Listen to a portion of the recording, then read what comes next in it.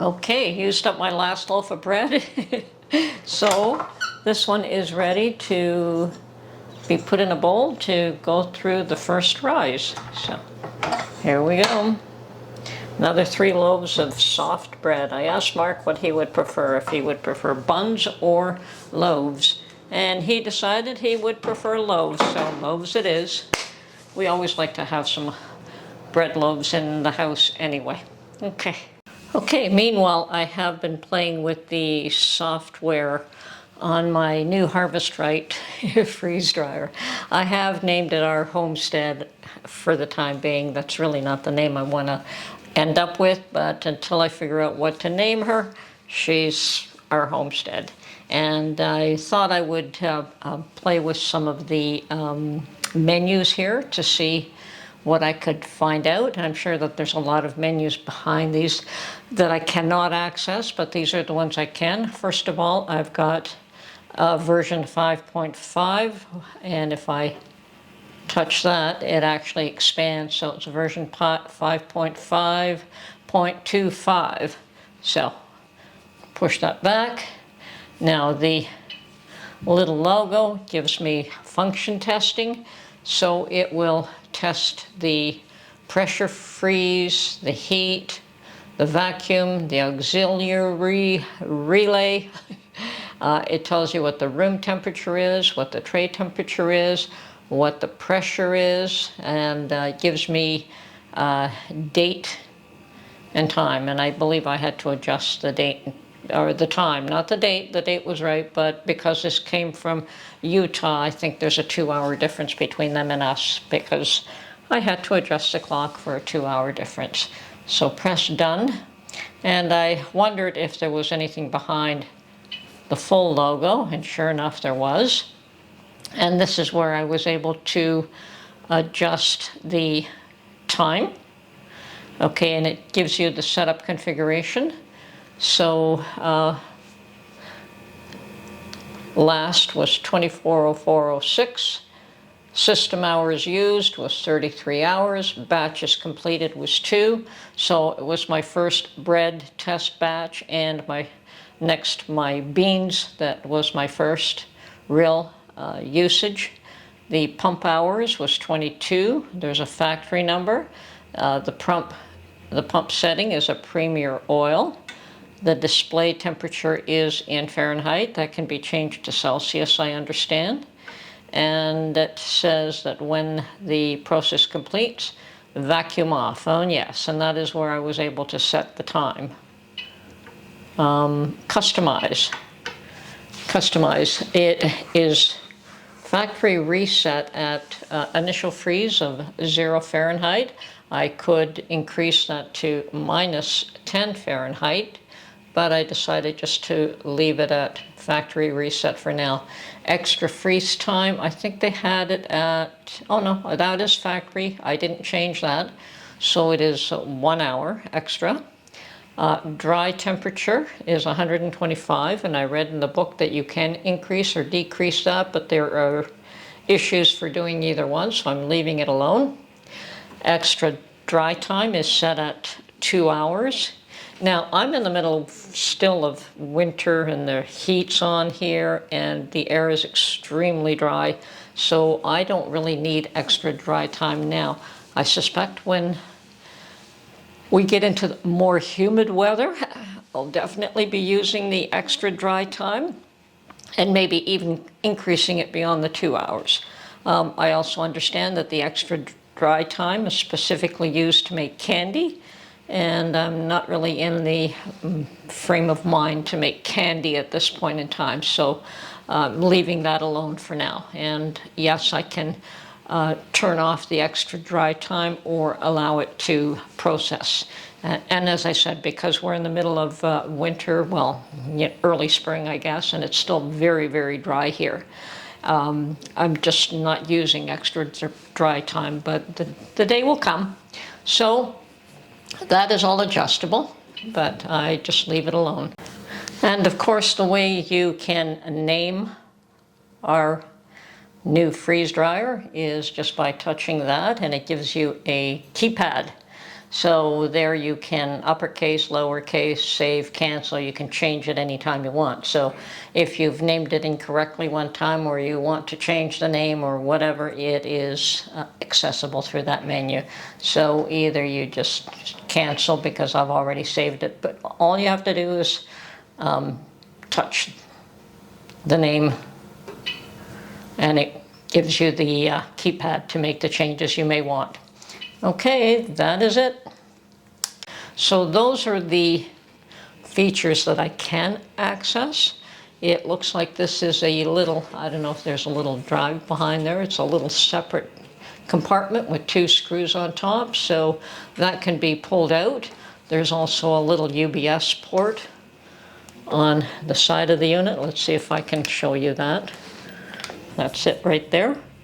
Okay, finally got this thing to focus. Okay, so there's my little UBS port, so that software can be updated.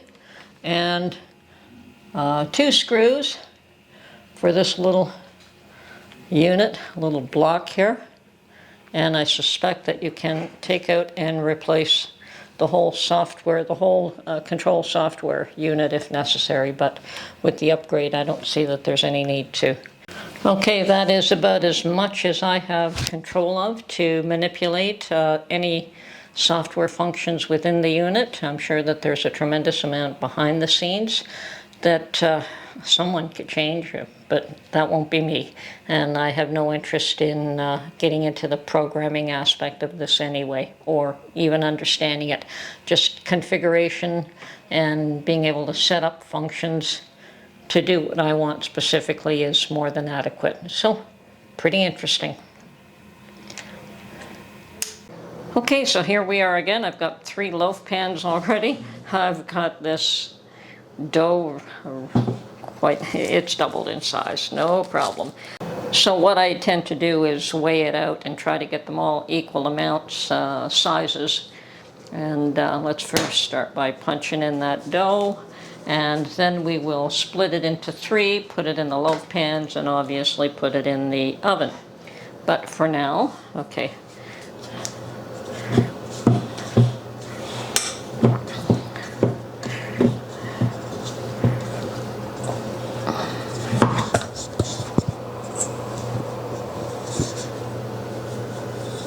There we go. So that is out of this container.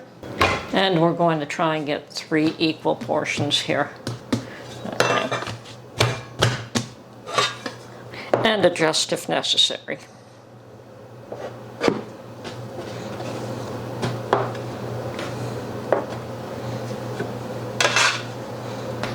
Oh! What I forgot to do was to zero out the weight. Okay, so I've got pounds and ounces, that's fine. I've got 1 pound, 5.2 ounces. Let's see how close these other guys are.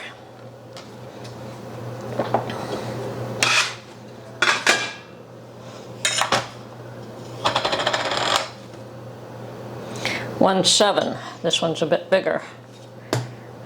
$1.64. $1.59. That's pretty close. Now, if this one's bigger than the rest, then we're going to have to readjust again. And of course it is. This one's like 2 pounds. Okay. Okay, we've got 110 there.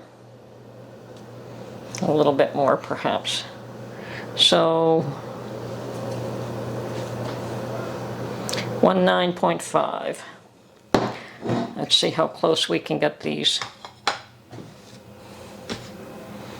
1.5. 1.9. That's good.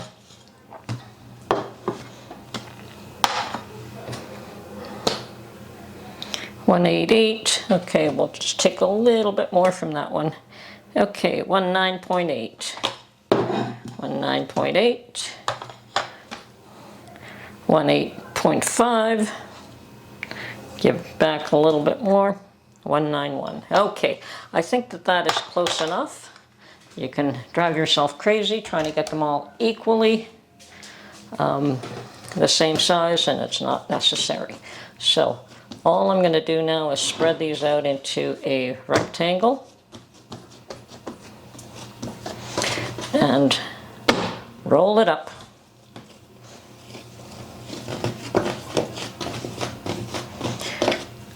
We put them in our loaf pan, and then we wait for this to rise a second time.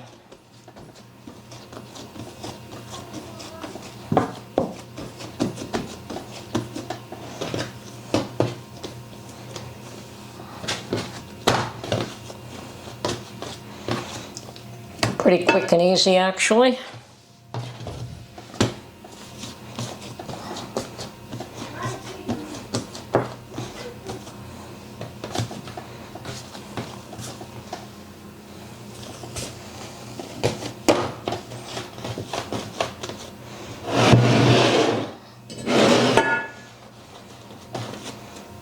Okay, and I have buttered the loaf pans before we started. So now I've got 3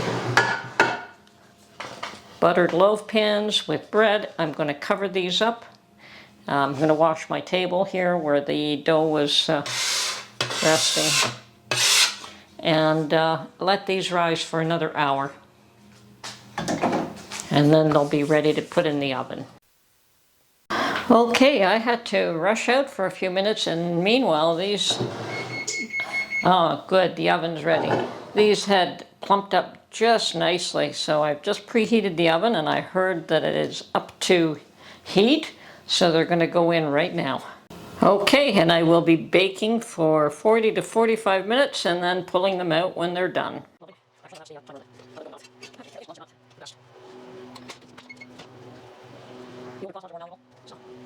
Want me to take this out a lot easier? And one more. So I'm just going to make these cool here.